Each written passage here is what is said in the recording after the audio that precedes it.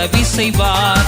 ஆபத்து நேரத்தில் கூப்பிடுவேன், அருகில் வந்தனக்கு உதவி செய்வார். இக்கட்டு நேரத்தில் கூப்பிடுவேன், இக்கட்டு நேரத்தில் கூப்பிடுவேன். இனிமையாய் வந்தனக்கு பதில் கொடுப்பார், இனிமையாய் வந்தனக்கு பதில் கொடுப்பார்.